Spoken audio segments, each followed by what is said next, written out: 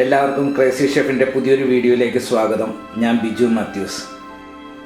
ഇന്ന് ഞാനിവിടെ ചെയ്യാൻ പോകുന്ന video green peas Punjabi dhaba സ്റ്റൈലിൽ എങ്ങനെ ചെയ്തെടുക്കാം.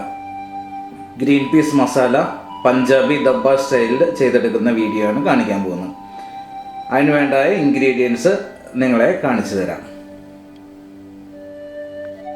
1 കപ്പ് ഗ്രീൻ പീസ് വെള്ളത്തിൽ കുതിർത്ത് വെച്ചത്, 1 സവോള ചെറുതായി എരിഞ്ഞത്,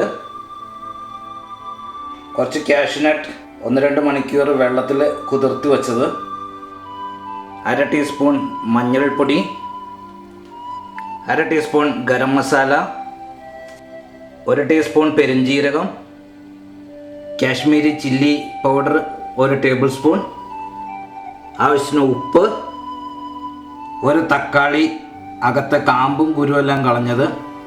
കാമ്പും കുരുവെല്ലാം കളയുന്നത് എന്താ വെച്ച് കഴിഞ്ഞാൽ, കാമ്പും കുരും മനുഷ്യ ശരീരത്തിൻ്റെ ഉള്ളിൽ ചെന്ന് കഴിഞ്ഞാൽ യൂറിൻ സ്റ്റോൺ ഉണ്ടാകാനുള്ള സാധ്യതകൾ കൂടുതലാണ്. 3 അല്ലി വെളുത്തുള്ളി, 3 പച്ചമുളക്, ചെറിയ കഷ്ണം ഇഞ്ചി, കുറച്ച് കറിവേപ്പില, മസാലകൾ 1 തക്കോലം, കുറച്ച് ജാതിപത്രി, 2 ഏലക്ക, 2 ഗ്രാമ്പു, 1 ചെറിയ കഷ്ണം കറുവപ്പട്ട, വേവിക്കാൻ ആവശ്യമായ വെള്ളം, ഇതെല്ലാം വഴറ്റാൻ വേണ്ടതായ സൺഫ്ലവർ ഓയിൽ. ഇത്രയും ചേരുവകളാണ് പഞ്ചാബി ദബ്ബ സ്റ്റൈലിൽ ഗ്രീൻ പീസ് മസാല ഉണ്ടാക്കാൻ വേണ്ടത്.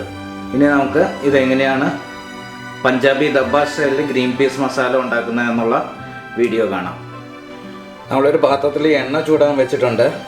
ഇതേ സമയം തന്നെ ഒരു പാത്രത്തിൽ നമ്മൾ കുരുവും കാമ്പും എല്ലാം കളഞ്ഞ് തക്കാളി കുറച്ച് വെള്ളത്തിൽ അതൊന്ന് തിളച്ച് വേവിക്കാൻ വേണ്ടിയിട്ട് ഇട്ടിട്ടുണ്ട്. നമുക്ക് അതിൻ്റെ തൊലി കളഞ്ഞ് പ്യൂരി ആയിട്ട് എടുക്കണം. പിന്നെ ഈ വഴറ്റിയെടുക്കുന്ന സാധനങ്ങളെല്ലാം നമുക്ക് ഒന്നിച്ച് അരച്ചെടുക്കാനുള്ളതാണ്. എണ്ണ ചൂടായി വന്നിട്ടുണ്ട്. ഇതിലേക്ക് നമുക്ക് സവോള,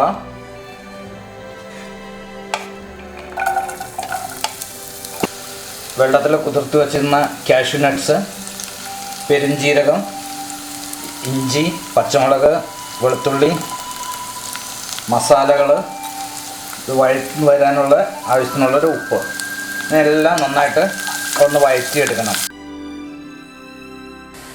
നമ്മുടെ തക്കാളി ശരിക്കും വെന്ത് വന്നിട്ടുണ്ട്. ഇതിൻ്റെ ആ സ്കിൻ നമുക്ക് മാറ്റി ഇതിൻ്റെ കൂടെ എല്ലാം അരച്ചെടുക്കുന്ന കൂട്ടത്തിൽ നമുക്ക് അരച്ചെടുക്കാനുള്ളതാണ്. സവാളയും അതുപോലെയുള്ള മസാലകളും എല്ലാം നന്നായിട്ട് നന്നായിട്ട് വെന്ത് വന്നിട്ടുണ്ട്. ഇനി നമുക്ക് ഇതെല്ലാം കൂടെ ചൂടാറുമ്പോൾ ഒന്ന് അരച്ചെടുക്കണം.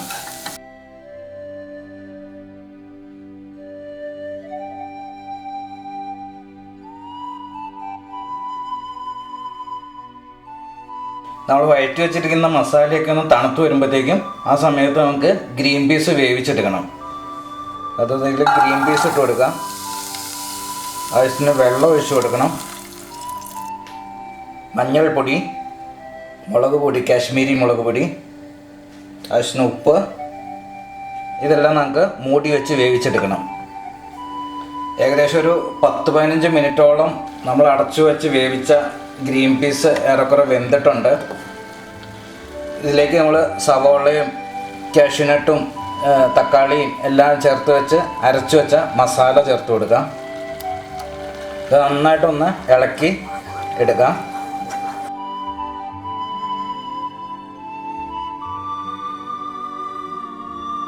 കറി നന്നായിട്ട് തിളച്ച് വന്നിട്ടുണ്ട്. ഇതിലേക്ക് നമുക്ക് ഗരം മസാല ചേർത്ത് കൊടുക്കാം. അതുപോലെ കറിവേപ്പിലയും ചേർത്ത് കൊടുക്കാം.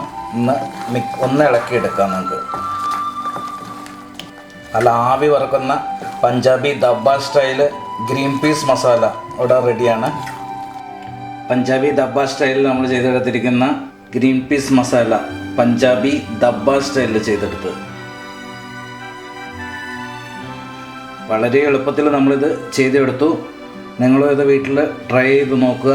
നിങ്ങളുടെ അഭിപ്രായങ്ങളും നിർദ്ദേശങ്ങളെല്ലാം കമൻറ്റുകളായി ഞങ്ങളെ അറിയിക്കുക.